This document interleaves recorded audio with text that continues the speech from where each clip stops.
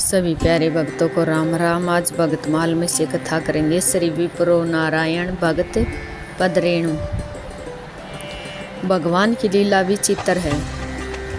किसी किसी पर वे बहुत शीघ्र डुल जाते हैं और किसी किसी की वे बड़ी कठिन परीक्षा लेकर तब उन्होंने अपना कृपा पात्र बनाते हैं। और जिस प्रकार कांटे को कांटे से ही निकाला जा सकता है, उसी प्रकार किसी किसी को माया मुक्त करने के लिए वे उस पर अपनी माया का ही प्रयोग करते हैं। विप्रो नारायण के साथ उन्होंने तीसरे प्रकार का प्रयोग किया था। विप्रो नारायण भगवान की वनमाला के अवतार माने जाते हैं। इनका जन्म एक पवित्र ब्राह्मण कुल में हुआ था। इन्होंने भली भांति वेद अध्ययन करके अपने को समस्त वेदों के सारभूत भगवान के चरणों में ही सर्वतोभावेन समर्पित कर देना चाहा था। ये भगवान से प्रार्थना करते, मुझे आपकी कृपा के सामने इंद्र का पद भी नहीं चाहिए। शास्त्रों में मनुष्य की आयु 100 वर्ष की बताई गई है।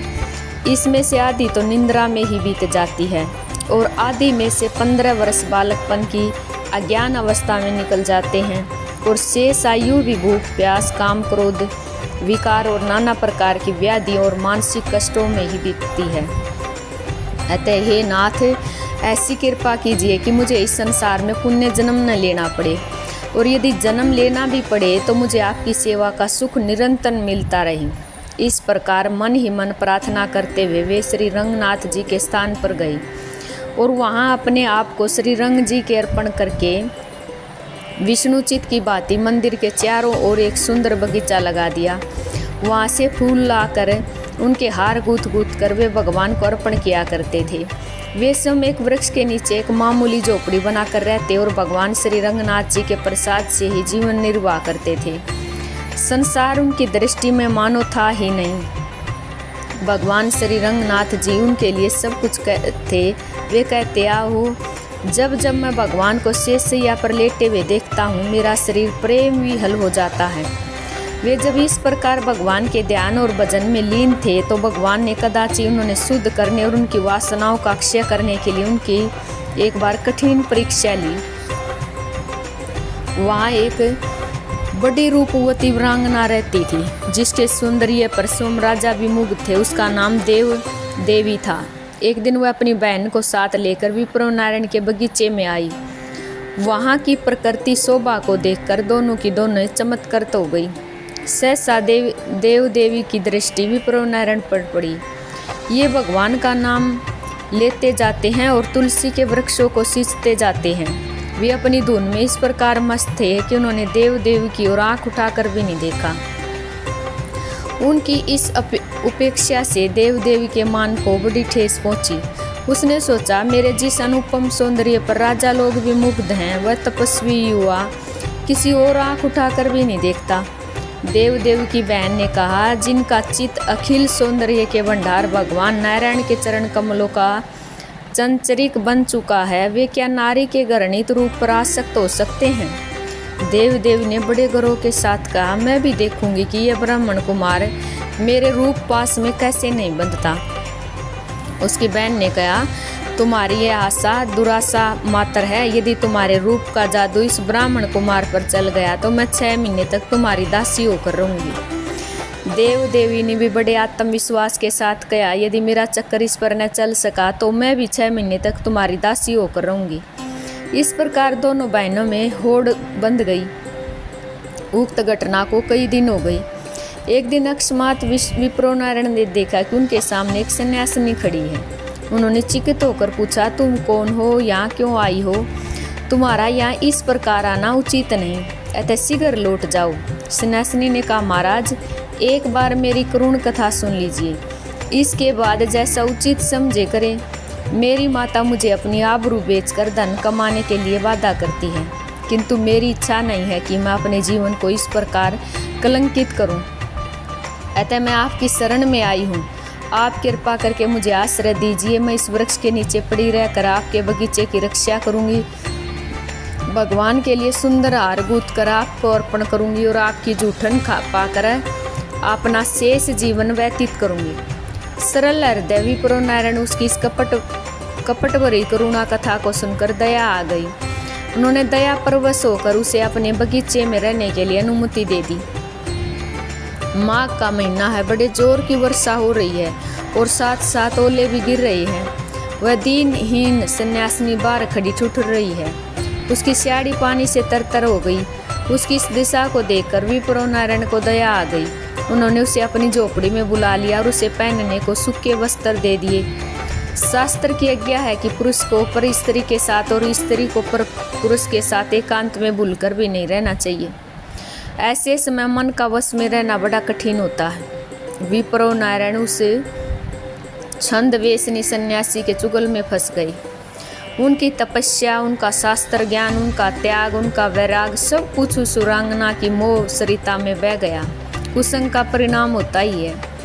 विप्रो नारायण जो अब तक भगवान की सेवा में तत्लीन रहते थे, आज एक वेश्या के कीर्तादास हो गई। देव देवी ने अब अपना असली रूप प्रकट कर दिया।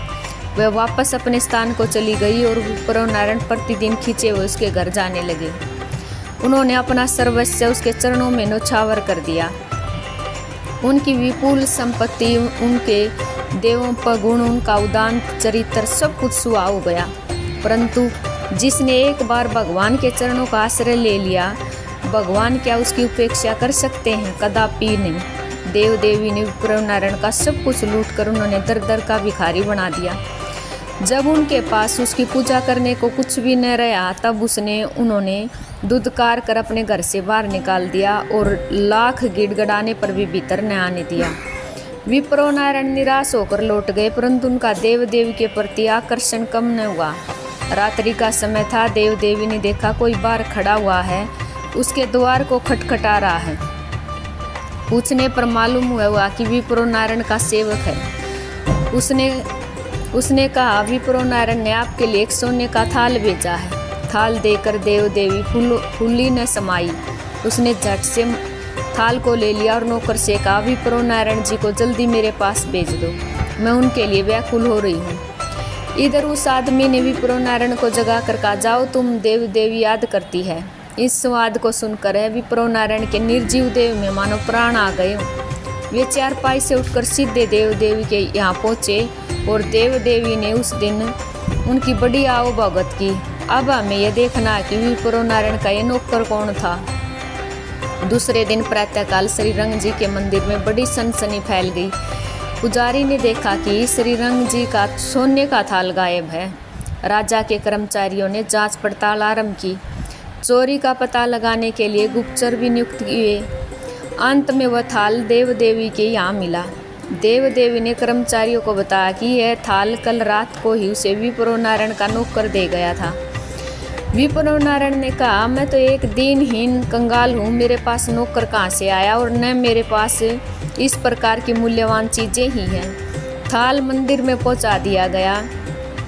देव देवी को चोरी का माल स्वीकार करने के लिए राज्य की ओर से दंड दिया गया और विप्रो नारायण को निंगालापुरी के राजा की ओर से हिरासत में रखा गया, क्योंकि रंगमय का मंदिर निंगालापुरी के राजा के अधीन ही था। राजा की विप्रो नारायण के संबंध में यह धारणा थी कि वे बड़े अच्छे भक्त हैं, अतः उनकी बुद्धि इस संबंध में कुछ निर्णय नहीं कर सकी।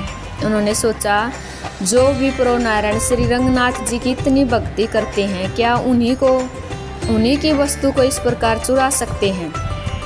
इसी उधेड़-बुन में उन्होंने नींद लग गई। सोपन में उन्होंने श्री रंगनाथ जी ने दर्शन दिए और कहा, यह सब लीला मैंने अपने भगत का उद्धार करने के लिए की है। मैंने ही उनका नौकर बनकर थाल देव देवी के यहाँ पहुँचाया था। मैं तो सदा ही अपने भक्तों का अनुचर रहा हूँ। विप्रो नारायण बिल्कुल निर्दोष है, उन्होंने वापस अपनी कुटिया में भेज दो, जिससे पुण्य मेरी भक्ति और सेवा में प्रवृत्त हो जाए। राजा का यह स्वप्न देखकर बड़ा आश्चर्य हुआ। उनका हृदय भगवान की दया का स्मरण करते गदगद हो गया। उन्होंने इस बात के लिए बड़ा पश्चाताप हुआ कि मैंने एक भगत को हिरासत में रखकर उनका अपमान किया। उन्होंने तुरंत मुक्त कर दिया। इस घटना से विप्रो नारायण की आंखें खुल गई। उनके नेत्रों से अज्ञान का पर्दा हट गया। उनके नेत्रों में आंसू भर आए और हृदय पश्चाताप से भर गया। वे दौड़े वे श्री रंग जी के मंदिर में पहुंचे और भगवान के चरणों में गिरकर उनके अनेक प्रकार से स्तुति और अपनी गणना करने लगे। उन्होंने कहा, प्रभु, मैं बड़ा नीच हूँ, बड़ा पतित हूँ, पापी हूँ, फिर भी आपने मेरी रक्षा की। आपने मेरे इस वृद्ध हृदय को भी पिघला दिया।